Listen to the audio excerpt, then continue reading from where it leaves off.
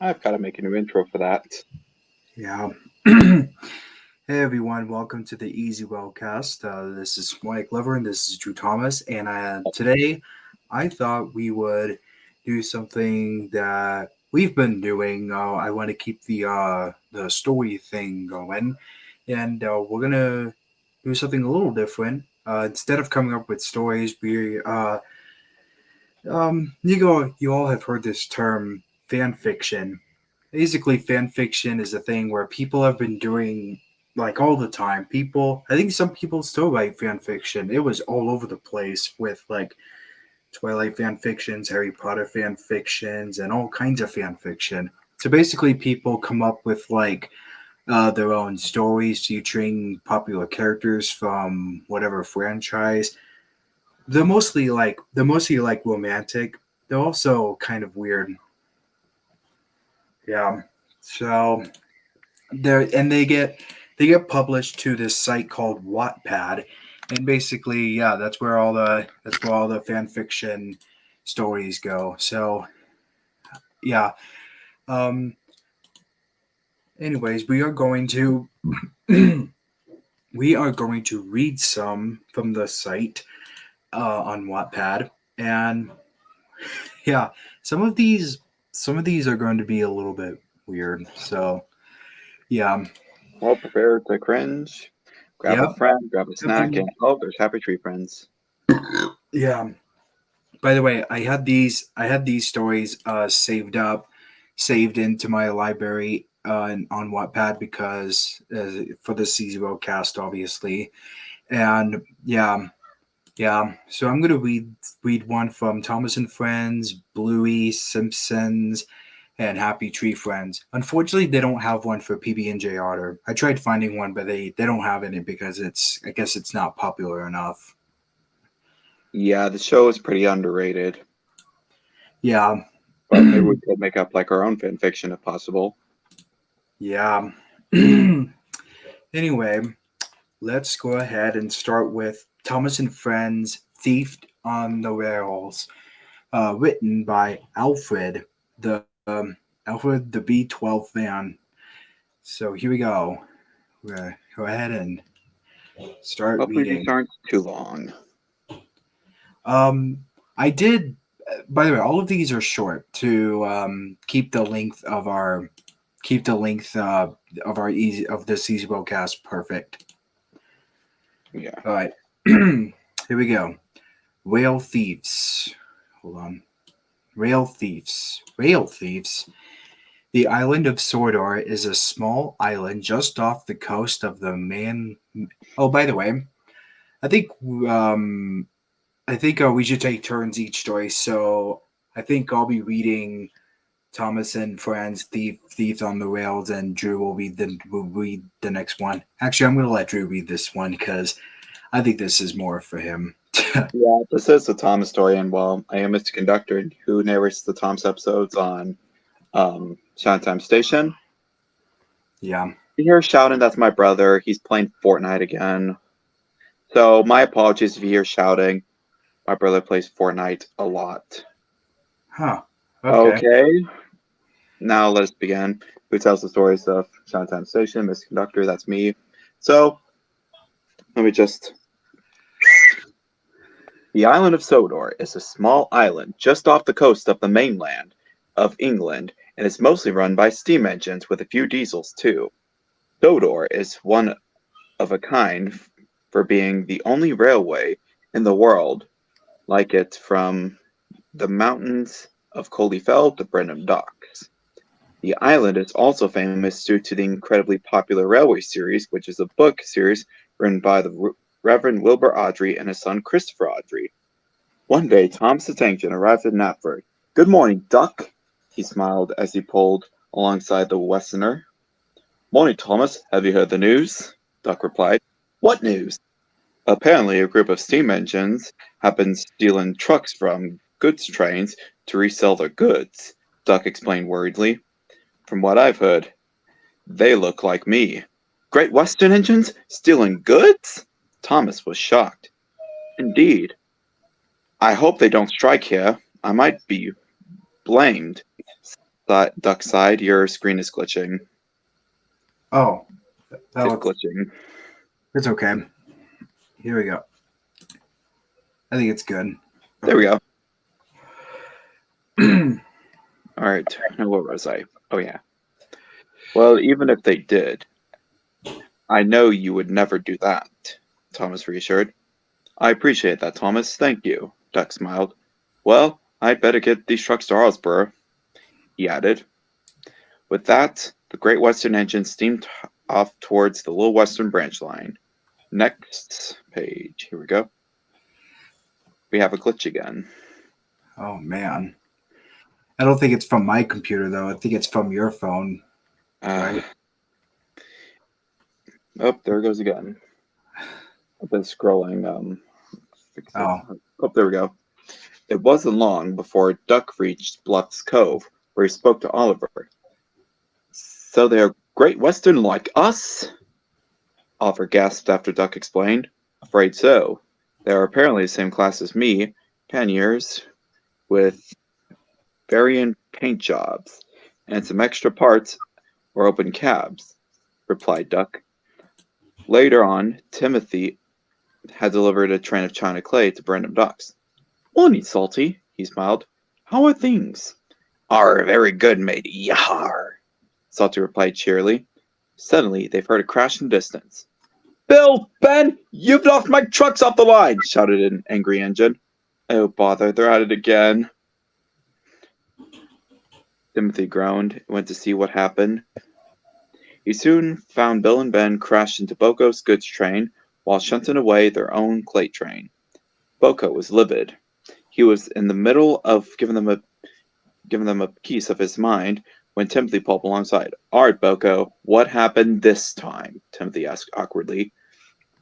These two bashed into me while shunting, although I had the right of way, Boco explained, still cross. I see, Timothy replied. Go get a crane. I'll deal with these two. So Boco went for a crane. Uh-oh, Bill shuddered. Bye, Ben squeaked and tore off.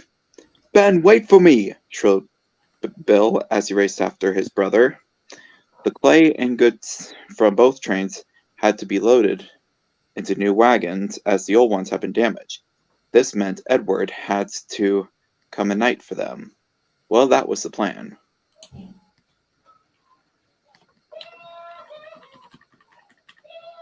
Edward had been working hard all day and was far too tired to head down to the docks to deliver or collect yet another train, so they arranged for him to collect it first thing in the morning. However, he never would collect it. It was about 1 o'clock in the morning when a pannier tank slyly snuck through the docks looking for something. He soon saw the clay trucks. That'll do, he whispered to his crew, and hurried quietly away with it. When Edward arrived early the next morning, he was speechless. What the? Where are the clay trucks? Just then, Bill and Ben arrived. Morning, Edward. You looked worried, they greeted. Let's just say my trucks have gone missing, and I have no clue where they are, Edward replied worriedly. An entire train gone missing? How very interesting, smirked Bill. Edward suddenly thought of something and gave them a hard stare. You two didn't take it, didn't you? You two didn't take it, did you? He inquired sternly. Why did you think it was us? Bill retorted. You always enjoy playing Hunt the Truck for one thing, not to mention how you constantly play tricks on others. Edward frowned. We may like jokes and games, Edward, but we would never steal another engine's train, especially one of yours, Ben replied crossly. Then you two have nothing to worry about, Edward said sternly. Just then, the Fat Controller hurried over. He was cross. Edward, why haven't you left yet? He said sternly. Sorry, sir, but I can't take my train because it's not there. Not even Bill and Ben know where it is, Edward replied worriedly. I see, the Fat Controller said thoughtfully. I'll have a chat with the dock manager to see what's happened. He then walked away. Edward waited as the twins resumed work. The Fat Controller soon returned grimly. I can't believe this, he muttered. What do you mean by that, sir? Edward asked, confused. Apparently Duck took it. Not the worker saw him, but he was on the CCTV cameras, replied Sir Topham. What I don't understand is why. You and me both, sir, Edward replied gravely. Can you give me a ride up to the little restaurant shed? I need to have a word with him, requested the Fat Controller, now worried and baffled. Edward was also worried. Duck never seen that sort of engine, he muttered as they set off. This is a long article. How many pages are left? Oh well. Duck was sleeping in his shed when Edward and the Fat Controller arrived. Oliver and the Scottish twins were already at work. He woke as they pulled up ahead of him. Oh, morning, you two. How may I help you? Yawned Duck. Maybe by telling us where Edward's train is, said the Fat Controller sternly. I'm sorry, sir. My train of China clay went missing last night, and the dock manager says that the security cameras showed you taking it away.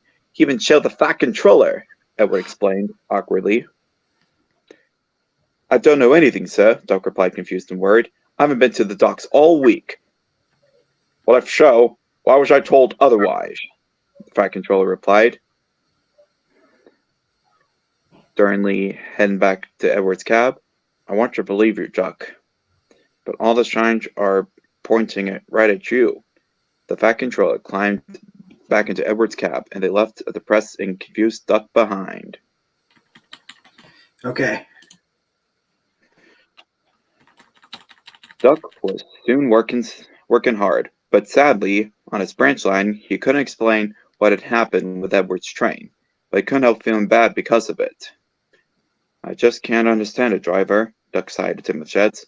Everyone knows I stick strictly to the rules. How could it possibly be me? I'm as confused as you are, Duck. How about we go to the docks with a goods train to clear your thoughts? His driver replied kindly. All right, driver, Duck sighed, still feeling sad. When Duck arrived, he was feeling a little bit better. As he pulled up, Boko and Salty came over. Duck, why did you take Edward's trucks? Boko asked sternly. Arr, matey, added Salty. I didn't. This is the first time I've been here all week, Duck protested. The poor penny you take was feeling hopeless and defeated. Yeah, keep telling yourself that, James smirked sarcastically as he steamed by. Duck was now feeling himself break down and hurried away for his next passenger train. He was at Knapford later that day when an unfortunately familiar engine pulled up alongside. It was Diesel, but he looked worried. I trust you, Duck, he said quietly. And who are you, and what have you done with Diesel? He gasped in shock. This was the last engine Duck expected to support him. I honestly can't see you being the cause of all this due to how you stick to the rules and regulations, the Diesel shunter went on. I may be a minority of those supporting you, but I know for a fact that it couldn't have been you. He then went to take the train away Henry just brought in. Well, he muttered, I didn't see that one coming. Later on, that very night, one green tank engine got a bit of shock. Duck was waiting at a signal on his way back to the shed when he saw an engine he never met pulling the line of trucks and no brake van. Who's that driver? Whispered the Westerner. I don't know, but maybe it's a late-night goods train, he replied. It can't be, Duck protested. There are no goods tonight apart from Henry's kipper. Do you think he's stealing it? Questioned his driver. He must be. We better check this out. And with that, Duck pursued the unknown engine towards Knapford. The engine soon realized he's been spotted and tried to escape. Come on! Come on! Gotta get away! He cried. Duck didn't give up. At Tim's sheds, the engines were about to go to sleep when they heard Duck whistling frantically. What's going on? Yawned Edward. Suddenly, an unknown engine sped past the sheds. What on earth? Those are my trucks! Immediately after he said that, Duck charged past. Come back with those trucks, he yelled. Now I've seen everything, grunted James. Come on, guys, we must stop that engine, Thomas gasped and raced off to help Duck. The others soon followed, and the engine was found that he was being gained on. Uh-oh, the engine muttered. Duck then realized something. He's the same class as me. No wonder I was blamed, he muttered. The Steamy soon caught up to the thief as he approached Knapford. Then Gordon called to James. James, get in front of him. And slow him down. I'll get behind. Right, James called back. They did so, and were slowing down until at last they stopped. Nice try, Steamies, the engine taunted, and bashed James onto the other line and started again. The engine's laughter was cut off by a line of trucks being smashed into him by Diesel, Rosie, and Toby. We'd figured you'd need some help, chuckled Toby. The Fat Controller told us you were chasing down a thief. I hope we're not too late, Rosie added. Oh, wait, I probably should have done that in the voice. Okay, let's try again. The Fat Controller told us you were chasing down a thief. Hope we're not too late, Rosie added. Just in time, actually, Duck chuckled. Well, what do we do with him?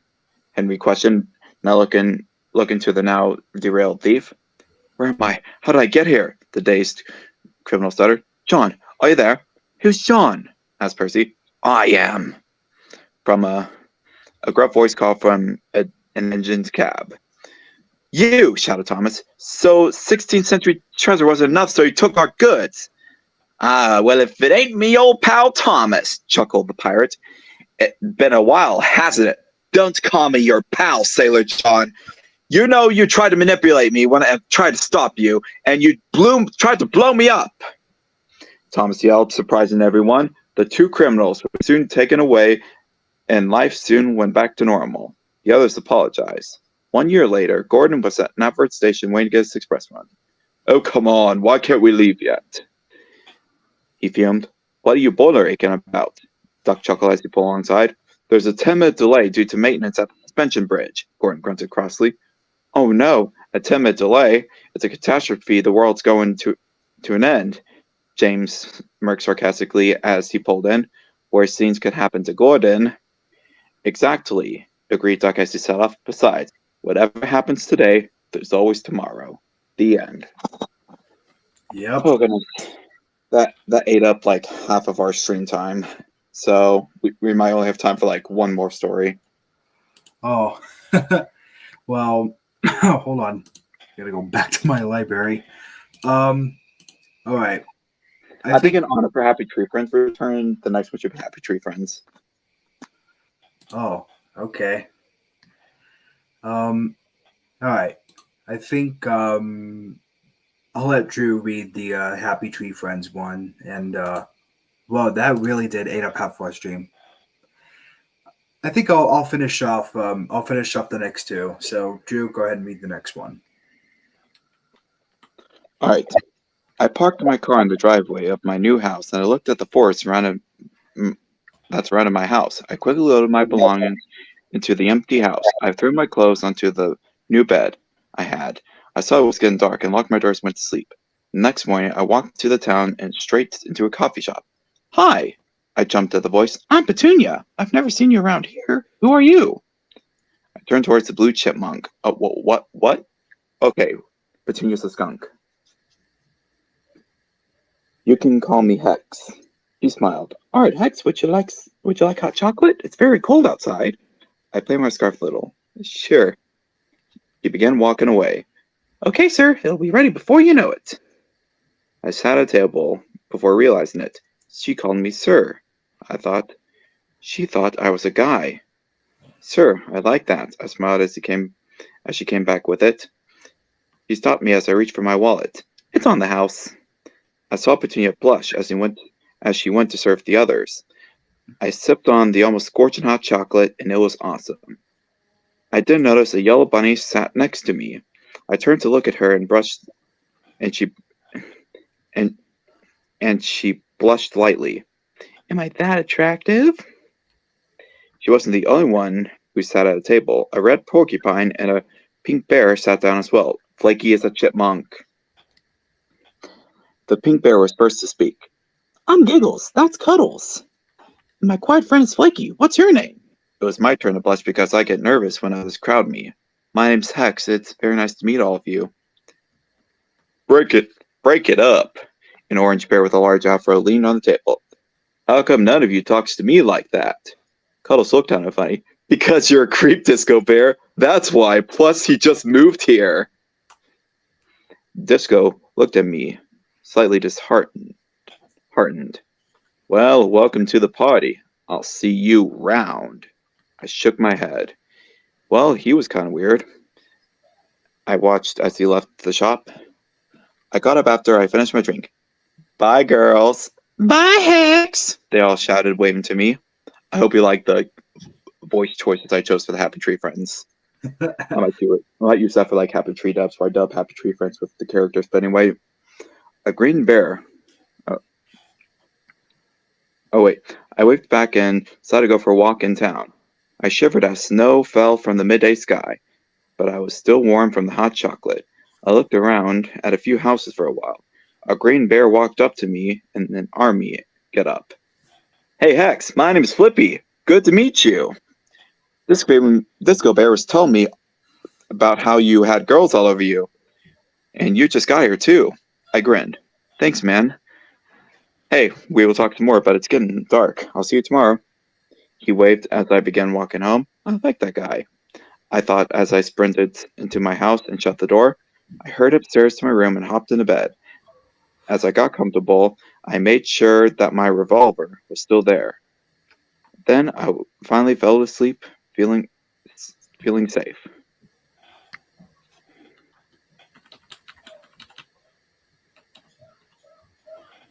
I woke up as I heard knocking on my door. I got up, sort of tired, and walked to the door. I straightened my scarf and opened the door to reveal Flippy. I rubbed my eyes. I yawned and let him in. Dude, it's like 3 in the morning. How'd you find my house? He smirked. You're the only one in town who lives out here, Hex. You're the most popular person in town. It's obvious that we know where you live. Not a creepy way, in a good way. I laughed. So, is the cafe open? Because I might fall asleep on my feet. Yeah, Flippy. Yeah, Flippy playfully punched my shoulder. We could take my car. He led me out into his 5-seated car and drove off. In 5 minutes, we were inside, warming up to a cup of coffee. As I finished my drink, I spoke to Flippy. You didn't have to pay for our drinks. I could have done that. Then a familiar voice sounded behind me. Yo, Hex, what up? I stood up and gave the green squirrel a hug. Fles, my brother, you live here? Yeah, he pointed out to the window at his house. I was sick yesterday, but I also got Rex to move in with me. I love his accent, though. Flippy shook Leafy's paw. Nice to meet you. I'm Flippy. Leafy shook his paw. Dudes, we should go to the bakery. After 5 more minutes, we piled into Flippy's car and rode to the bakery down the street. I had a weird feeling as we got out of the car. I walked in first and was scared by Disco Bear. I screamed the girliest scream ever. They stared at me as I regained my composure. What? He scared me. Flippy and Disco Bear looked confused. Wait, you're a girl? He sighed. Yeah, I am. Did you not know that? They both looked embarrassed. Sorry about that. I giggled at them. Don't worry. I like being one of the guys. It's fun. They nodded, and we left quickly to avoid suspicion. When I got home, I wondered how to tell Flaky. Maybe she knows already. I sighed and laid in my bed. Let's just hope she still likes me after I tell her. I restlessly fall asleep, feeling worried about everything. Okay, next chapter. I woke up to a familiar French accent. Hex, do you fake your gender all the time? Fles told me he never knew you were a girl. I sat up in my bed and looked at the French raccoon. Wrecker, don't you question my methods. I like being one of the guys. A tomboy, you might say. Sure, he sighed. Let's hope your girlfriend doesn't catch wind of this. This is my French accent, by the way. If you want to know more about it, watch the Zooline Engines. Anyway, sure, he sighed. Oh, wait. I already read that. I jumped out of bed and stood in front of him. How did you know about Flaky? He chuckled. I didn't. You just told me. I walked downstairs to the kitchen to find a hot cup of coffee waiting for me. I grabbed the cuff, put on my scarf, and walked out to my car with my keys. Wrecker got in the passenger seats and smirked. I pulled out of my driveway and drove downtown, parking near the bakery. It was really warm today. People were picnicking and enjoying themselves. Well, Wrecker got out of the car. I've got to find fleas. Plus, CX. I got out as well as I waved to him and he walked off. I walked into the park and my heart leapt as I spotted Flaky.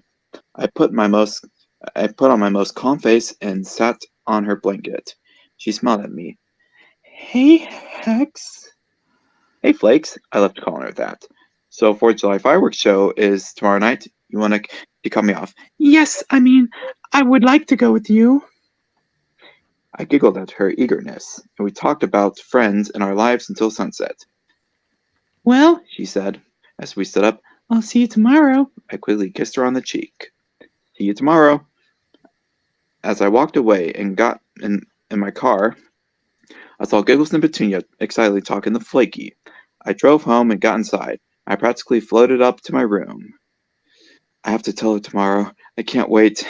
It doesn't feel right to keep it away from her. I laid down my bed. I just hope she doesn't reject me. I quickly fell asleep. I have to look away because looking at those words is painful.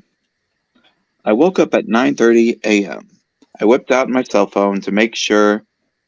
I hopped out of the shower and I washed multiple times. As I walked downstairs drying off, I made sure to grab my phone. When I was dry, I put on my scarf and got in my car. Just then, Flaky called me. I quickly answered. Hey, Flakes. Hey, Hex. She sounded really excited. I just want you to know that I've got the stuff. Pick me up at the bakery, okay? Bye. I drove directly to the bakery. Flakes, hop in. She practically sprinted to the car. She smiled at me as she sat down. I pulled off as she closed the door. So I know we could get an amazing view of the fireworks. Oh, wait, yeah. Well, Flaky said, I've packed some things we can eat while we're there. When I stopped the car, it was already dark out, and we jumped out and set up our blanket in the grass. As we sat down, my heart fluttered in my chest. Come on, Hex, don't check it out. It's now or never. I took a deep breath. Look, Flakes, I got something really important to tell you. She shifted so we were sitting face to face. I blushed a bit as we made eye contact. I looked down at the blanket. I'm a girl, not a guy. I understand if you want to call me She cut me off with a kiss, and fireworks exploded in the sky.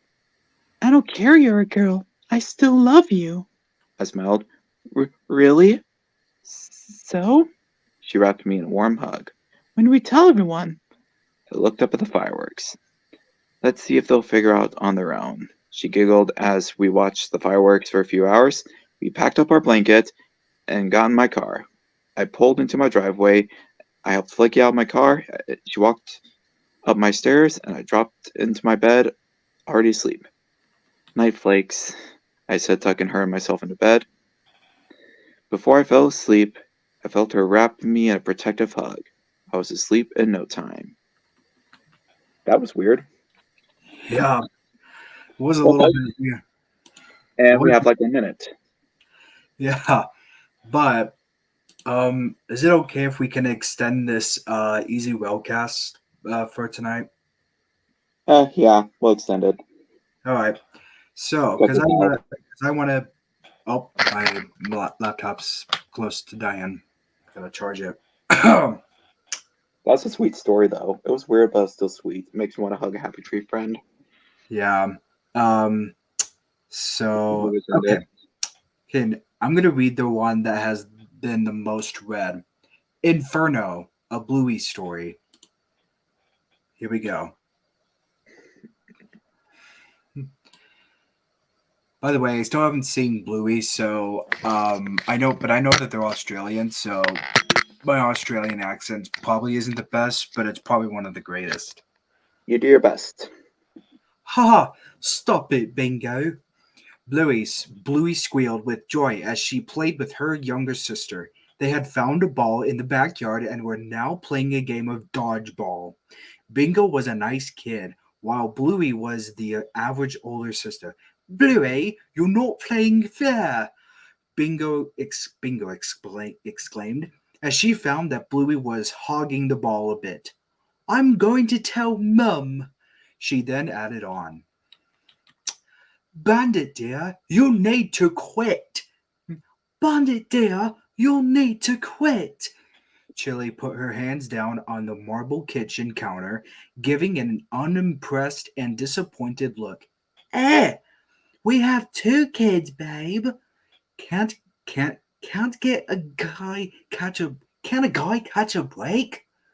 This is my this is my happy place, Bandit fought back. Fine, fine. Chili knew she couldn't win against him. She never did. Just make sure to hide it somewhere the kids won't find it. Bandit agreed and walked off. Just then, Bingo ran in. Mom! Bluey's not sharing. Mum? Bingo saw Chili's.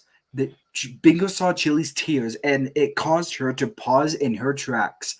She couldn't bear to see her mother cry. Oh, it's nothing, honey. Nothing at all. Chili said, trying not to make Bingo worry. Bluey followed behind. Bluey, share with your sister, please, Chili said to her, and she agreed. It's getting late. You two should go get ready for bed. And that's what they did. Interesting, interesting. What could the secret be? Finally, after 8 hours, the last day of school of the year was over. Bluey and Bingo sat in their classes waiting for one of their parents to show up so they could be ejected, as expected. But nobody came. Eventually, Bluey and Bingo had to go to the school office to wait to be picked up since all the teachers were off the clock by this time. Finally, after ages of waiting, after waiting, after ages of waiting, Chili walked in, looking agitated. Those once she saw her girls girls, she put on a smile. Hey girls, sorry I took so long. Bluey and Bingo were happy and they all went home. As soon as they got home, they noticed their dad, Bandit, laying on the couch. They were too young to realize he was currently under the influence.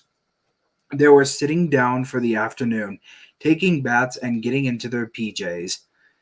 Dad will be joining us for dinner tonight, girls, Chili said, serving a nice roast chicken at the dinner table. Is Dad okay? Bingo asked. Bingo asked. Chili couldn't do much but look down and sulk. Bluey was able to brush it aside and prioritize dinner. But Bingo was concerned for her father. I have to use the toilet, she said, hopping off her chair and walking away. She entered her parents' bedroom, looking around a bit before going to the drawers. She opened Bandit's underwear drawer to find a small bag of shriveled green leaves. Oh, this must be from the garden. I've never seen anything quite like this, though, she thought. She assumed it would be edible. Though the execution was a little off, she opened the bag and smelt the contents. Then pulling one of the leaves parts out out to have a taste. One taste escalated to the whole bag in a matter of minutes. By the time someone came to check on her, she was hazy and unable to properly function. Bingo! Bluey had previously been told by Chili to go check on her sister, who she found in this state. Bingo! What happened? Are you okay? Haha, I'm fine. No, you're not. Bluey ran over to her sister and held her as she was unable to walk at this point. Her vision was fading, but the last thing she saw was her loving older sister as she fell into a coma like state. Holy crap, Fizzlin' Firebox's Bingo's getting stoned. It had been a few years since Bingo died due to an overdose. Chili didn't have the heart to admit her husband was the cause, and Bluey was too young to be any help. She didn't realize the severity, but she knew her dad had everything to do with it. Now entering high school, Bluey lost most of her old friends and had trouble making new ones. She was afraid of the trauma from losing her sister was eating her mental state up like a cupcake. Though after a new student transferred from South Park, that would all change. Oh no. Students, welcome our new student, Eric. Oh my god. There stood a neat little fat boy with side-swept brown hair and a bright smile. He was asked to sit next to Bluey, who sat unimpressed. Hi, I'm Eric, but you can call me Cartman. He said, smiling at her. Oh, hi. She looked away. I've heard all about you, and I know how it feels to lose someone close. I well, I don't have a dad. After Cartman said that, Bluey's expression changed, and it softened as she felt more comfortable for once. I've never had someone to relate to before. Well, not after my sister died, she said. After that they started to hang out more. Cartman seemed like a good influence on her, a little bit of a rebel, but nothing that would harm her. Until one day he took her to a dark alleyway and offered to roll her a Blunt, blunt. blunt is marijuana. Oh, Oh no. Oh no. oh my god. No. No, no way! I can't do that! Bluey yelled. Way against the idea, though. Cartman proceeded. You are like me. You're searching eager for an escape from the downside of life. So here is your, so here's your escape, he said.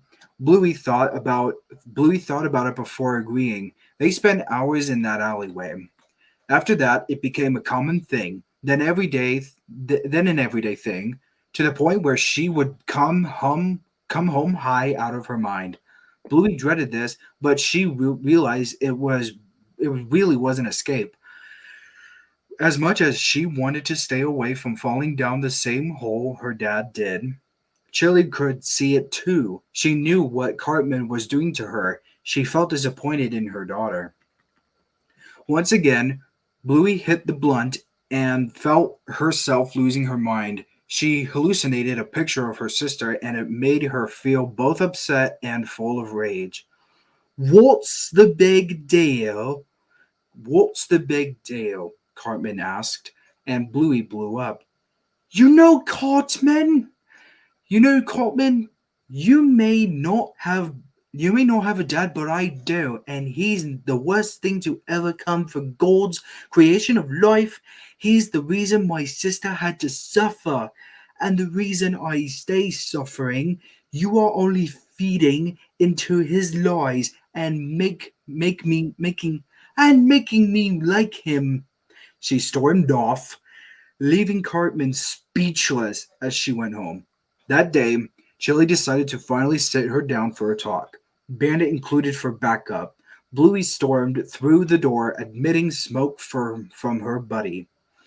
Bluey, honey, Bluey, honey, we know about your problem. It's becoming too much to handle, and we are urging you to stop, Chili said to her. Bluey looked at the two with an Bluey looked at the two with an angry look on her face, clenching her fists. Drugs aren't good for kids like you. We know you miss your sister, but This isn't okay. Oh my god. I think Drew might cry after this. Um why didn't you say all of this to Dad? When he killed my sister. Why didn't you teach this to anybody in this household? I am the last person you should be concerned about in this situation. And just like that, in a fit of rage, Bluey. Oh, and just like that, in a fit of rage, Bluey tackled her mom to the floor, throwing punch after punch. Bandit tried to interfere, but he didn't want to get caught, so he attempted to run for it. Bluey grew her fur scruffed, and her eyes red with rage. She would not let Bandit loose, grabbing his neck and tearing him apart. The oh, the room was red. Bluey was huffing and puffing, and she returned back to herself. She had lost all morals. She took a shameful walk to the bathroom, seeing herself in the mirror, seeing the monster she had become. I'm sorry, Bingo. I loved you so much. I let myself go because I couldn't bear not having you pristine here with me. A small light appeared in the reflection of the mirror, then morphing into what was her sister's spirit. Bluey, it called, go back to Cartman. Run away with him. Far away. You're in danger for what you've done. You've already done all the possible damage you could have, so protect yourself from now on. Bluey nodded and stood there as the spirit came closer in for a hug. But it was just another hallucination. There was no forgiveness or spirit. Bluey had let herself go and made grave mistakes. She had sinned. In Inferno by Bluey Zap Fan. Oh my gosh. By That what in the name of Mike? So Bluey gets stoned with Eric Cartman from South Park and literally just becomes a monster. What the heck kind of a story is that? Okay, hopefully the Simpsons one is better because that story was just rubbish. I completely got Cartman's voice wrong. Apparently, It's supposed to sound like this. You're supposed to sound like this. unfortunately, I got Out mom the bitch, that's what he is. Yeah. Not the stupid bitch, Cartman. Shut up, Cartman. Apparently, I did Okay. change. What? What the hell was that? I don't know. This Okay. one. This is the last one. The Simpsons. Please notice me. The Simpsons. Bart. Bart. And original character Alexis.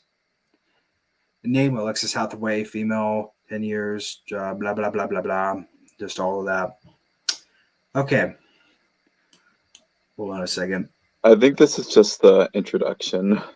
Oh yeah, this is just the introduction, I think. Okay, can I go to the next part? Oh wow, that's just the introduction. Okay. I think this is where it starts. Okay, I think so. here we go. One, please, Alexis says as she is at a fair churro stand. Alexis, what are you doing here? Was here, you do the voices and I'll read the parts, whatever the narration, yeah. Okay. Okay. One, please, Alexa says as she is at a fair churro stand. Alexis, what are you doing here? A voice asks, revealing to be Bart, as Alexis is handed a pack of 2 churros. Oh hey Bart, I have family who goes to this school, Alexis says as she smiles at Bart. Homer's why we're here. Bart says. Want some? I don't mind to share, Alexis says as she gestures for Bart to take a churro. Sure, thanks. Always pretty nice to me. I never really understand why. Bart says as he takes a churro and eats it. Well, you and Millhouse are my best friends. It's only fair. Hey, Bart. Alexa then gets cut off by Bart. Oh, hold that thought, Alexis. Bart says before he runs off. Never mind, Alexis says sadly as she walks off. Time skip. All right, here we go. Lisa. I still can't believe Bart is hanging out with that girl Greta. Lisa says as Alexis is sitting with her in her room. Alexa says annoyingly. And he still hasn't noticed Greta likes him? Hey, are you okay? You look like you're bothered. Lisa says as she looks at Alexis. Oh yeah, I'm fine. Why wouldn't I be fine? Alexis asked annoyingly. Wait, oh my gosh, you like Bart. Wait, you like Bart? Ew, why? Lisa asks. I know you and Bart don't always get along, but Bart is one of my best friends. I care about him, Alexis says. I know you guys were close, but still, ew. Why do you like him? Bart can actually be a pretty good guy. He has his faults, but I still like him. Alexis says. Alexis says. Oh, I just didn't have to read those parts. So, yeah. Well, I guess I can't say much. I like some guys who weren't much either. How long? A couple months. And he hasn't noticed? I haven't told him. I don't know how he'll react. You never know unless you try. Lisa, he likes that girl Greta. It's not gonna do me any good. Wait, Lisa, he likes that girl Greta. It's not gonna do me any good. I don't know, Greta. But I think you should talk to him, see what he says. Lisa says surgingly. And what if he doesn't feel the same? Then it's at least you've tried. Yeah. Thanks, Lisa. You're a good friend. You're welcome. Come on, let's finish our game. Lisa says as she and Alexis finish playing their board game. The truth. Lisa, I still don't think this is a good idea, Alexis says, unsurely as she is walking with Lisa. Alexis, it'll be fine. Trust me. Lisa says reassuringly. Lisa, I told you. This was Lisa, I told you. This was a mistake. Thank you for trying, Lisa. But I shouldn't have agreed to talk to him, Alexis says as she sees Greta hugging Bart in the distance before running off. Time skip. Hey. Whoa, sorry. We both said it at the same time. Go ahead. I didn't see there was Bart saying it. Go ahead. Hey. Try again without laughing. Hey. A voice says, revealing to be Bart as Alexis looks at him while sitting by the tree in the park. Hey, Alexis says. So Lisa told me about why you took off earlier. Why does it matter if she said? Why does it matter if she did? Lisa. Because I wanted to talk to you. Just leave me alone, Bart. I feel stupid as it is. Wait, I'm not leaving. You're not stupid, Alexis. Don't say that. Why shouldn't I? I care about my best friend, who probably doesn't even feel the same. Why didn't you ever tell me?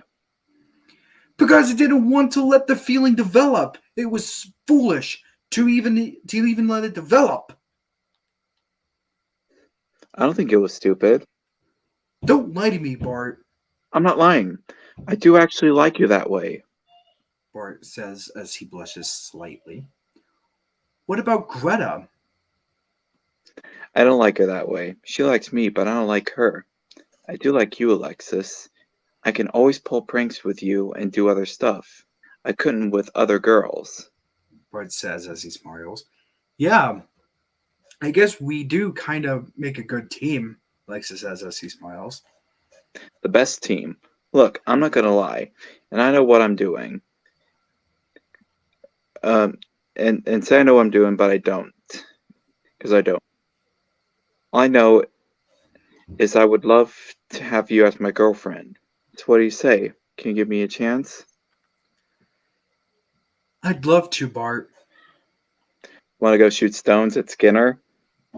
You're on, Alexa says as she leaves with Bart. Well, folks, Well, that's two romantic stories. Well, three if you count Bluey X Cartman. I do not want to see that happen. If people ship Bluey with Cartman, so help me, I will come into their house, take them on the Polar Express, and I will teach them a lesson. wow. Bluey does not go with Cartman. Cartman is a jerk. Man. Well, guys, I'll tell you what. There were some that I was picturing in mind. I'm thinking, wow, sure, could we actually? I think it would be cool if we actually adapted these stories that we just read into videos for your channel to make content. Well, I can assure you this, Bluey would not be with Cartman. And I'll probably just use the main cast Happy Tree Friend characters, although maybe I might replace one of the characters with Tom, who is one of my friends, who's a Happy Tree Friends fan. And is especially a fan of everyone's favorite Happy Tree Friend from Drew Thomas, which pretty much everyone knows her name. There she is. Can you Well, blame us? We all love Petunia. yeah. Well, anyways, the Bluey Inferno one was so dark. I did not, It guys. was. It's been a while since I've like heard anybody talk about South Park, and I. It's been a while since I've heard Cartman's voice. I know He's supposed to sound like this. but then I just ended up straight up imagining Cartman from Australia. Unfortunately, yeah. So it's been a while since I've heard anybody say anything, talk about South Park, and been a while since I've heard their voices from the show. So, yeah, sorry about that. Anyways, guys, let us know. Let us know if you actually want to see in 2 out of the 4 stories that we read be adapted into videos on Drew Thomas's channel, or maybe even an episode of Drew Thomas and Friends. Even though those kind of, yeah. Anyways, the Simpsons Alexis one was pretty romantic and pretty good. The Yeah. the Bluey Inferno one was really dark. Thomas and Friends Thieved on the Rails was pretty amazing, and Yeah, I that could was definitely see Drew trying to adapt that story into a Drew Thomas and Friends episode. That Thieved would be fun to on the do. Rails. The Happy Tree Friends one, though, I found it to be very cute. Like, honestly. And Yeah. Happy Tree Friends is supposed to be one of those shows where it involves, well, serious killings. Surprisingly, Flippy didn't flip out in the story, which usually turns into Flippy, which is the evil version of Flippy. Which, if Yeah. you've seen Happy Tree Friends, you know what I'm talking about. By the way, congratulations on the show returning. Happy Tree Friends is back, baby. Coming back in about 26 days, actually. And I've requested that day off, and as soon as it comes on, I'm grabbing Petunia and I'm grabbing Cuddles, and I'm going to watch that episode from start to finish. Awesome. Especially because it has Pop in it, who's another one of my favorite Happy Tree Friend characters. Huh. I collect a lot of plushes. Anyways, guys, this Sunday I turned 21, which I'm kind of excited Oh about. my gosh, Yeah. your birthday. Oh, Yeah. man. Well, folks, happy birthday to Wyatt. Yep. Well, ladies and gentlemen, we've got to end this easy Railcast. I did want to extend this one because I had 4 stories saved up for Bluey, The Simpsons, Thomas and Friends, and Happy Tree Friends. Bluey Bluey. was just looking at us like, what did we even say? Bluey was just shocked. Yeah. Anyways, guys, thank you guys for watching. This has been me, Andrew Thomas, derailing the Easy Wellcast, saying goodbye and Sparkle, sparkle, sparkle.